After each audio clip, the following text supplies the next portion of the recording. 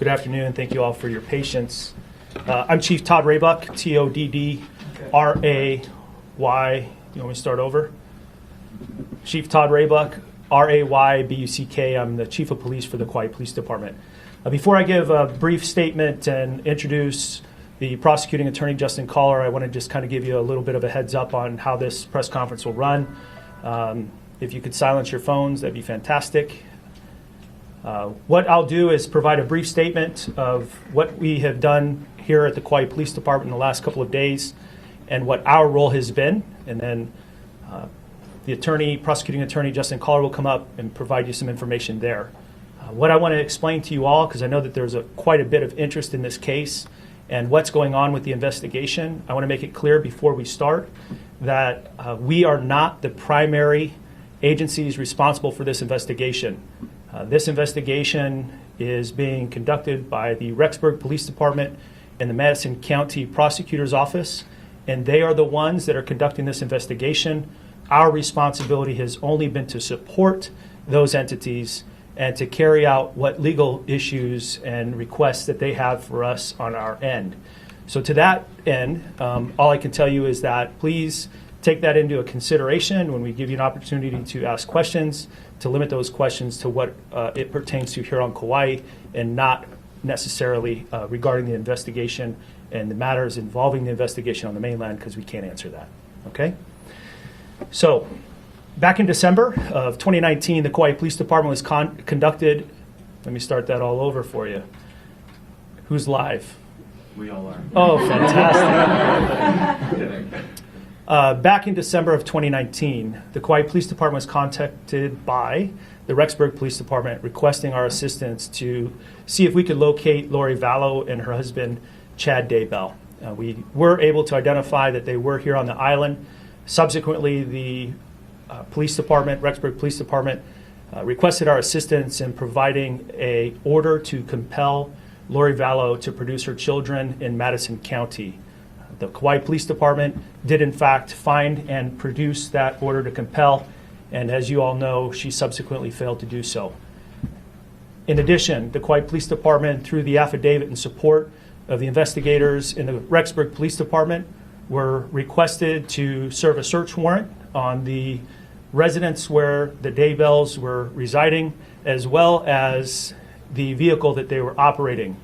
We did enforce that search warrant, and all of the information that was gleaned from that search warrant was provided to Rexburg PD. Now, obviously, yesterday, we received information from the Madison County jurisdiction courts through the Rexburg Police Department that a $5 million warrant was issued for Lori Vallow's arrest. That included the ability for the Kauai Police Department to take Lori Vallow into custody on the following charges, according to the warrant: 2 felony counts of desertion and non-support of dependent children, resisting or obstructing officers, criminal solicitation to commit a crime, and contempt of court. Lori Vallow was taken into custody without any incident by detectives of the Kauai Police Department. She was transported here to the Kauai Police Department headquarters and booked into our cell block, where she stayed until she got taken to her court appearance earlier this morning. She was taken in custody on Queen Emma Drive in Princeville, Kauai, and that was through our police detectives. After the court hearing, she was transferred by the state sheriffs into the custody of the Kauai Community Correction Center, where she will remain throughout the time frame of her court proceedings.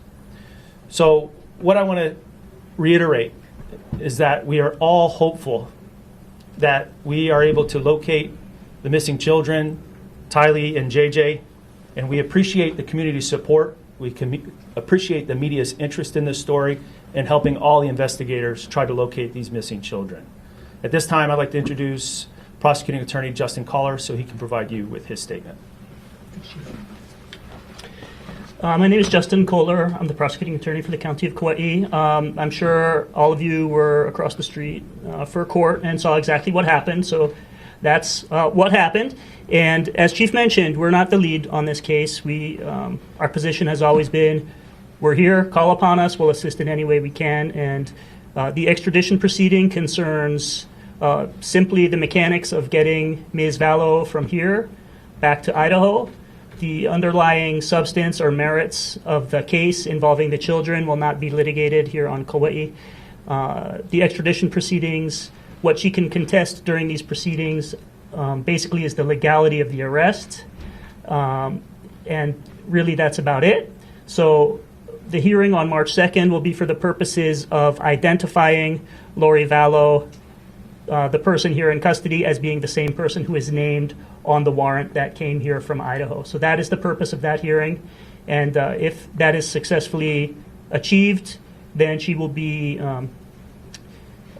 commanded into the custody of the Idaho personnel once we receive the governor's warrant and have it domesticated by our governor here in Hawaii.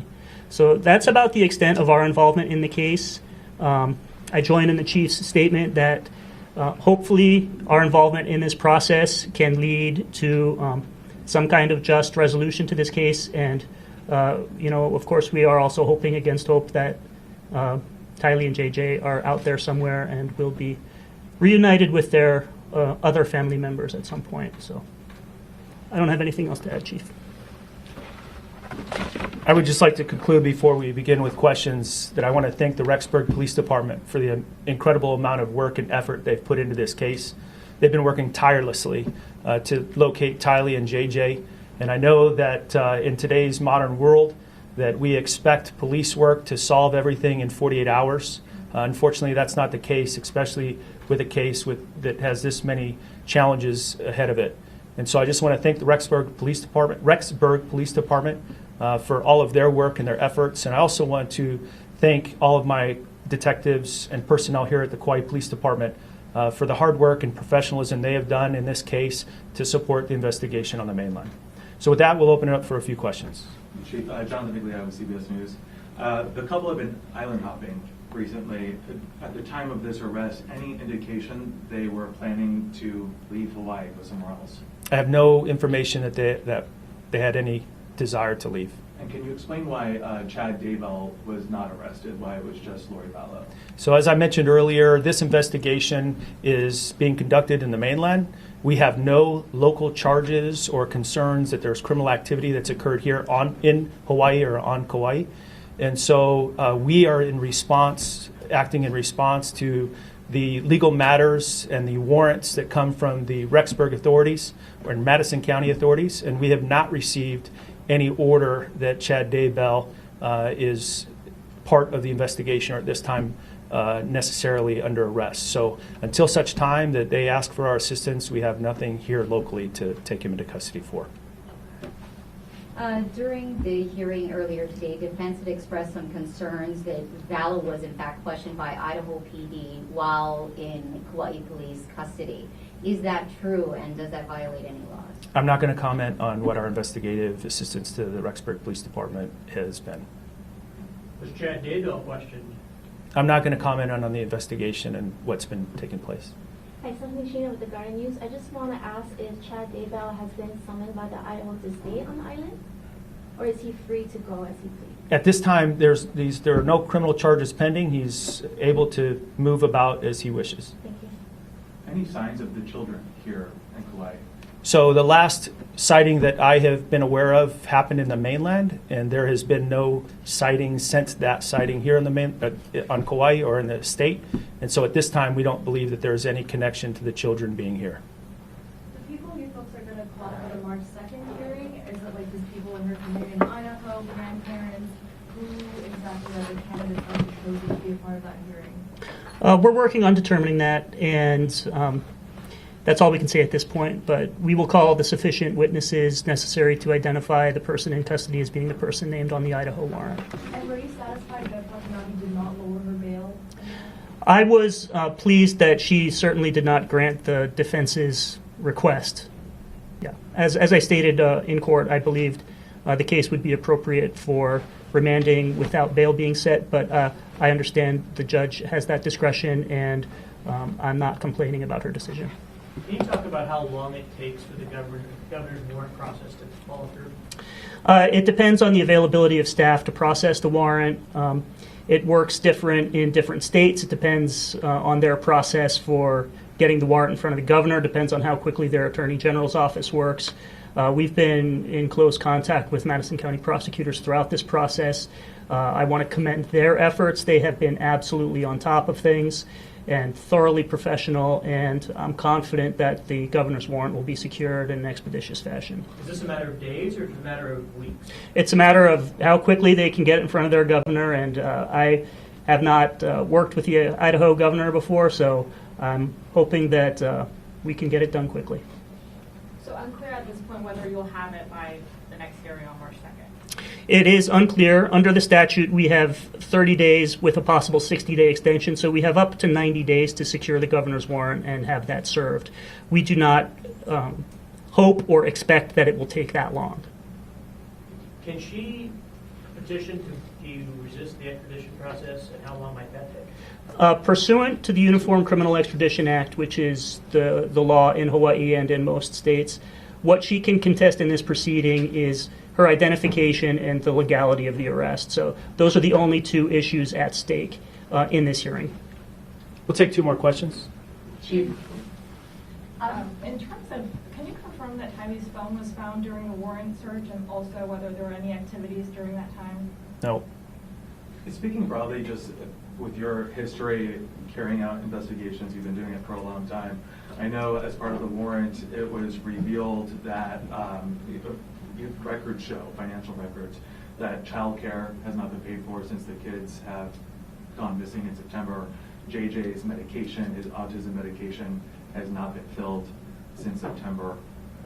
For people that are watching this all around the country and we're all trying to figure this out, what do those clues laid out in that warrant mean to you? That was a great attempt to get me to speak about the investigation that's occurring on the mainland, which I'm not going to do. So, Ashley, last question. Chief, we're hearing that Lori will be isolated in her cell for her own protection. Is that true? So she's been moved to the Kauai Community Correctional Center. It's their responsibility to determine how she should be properly housed, and so I can't answer that question. Thank you very much for all your time and attention. Appreciate you guys and your interest. Thank you. Thank you.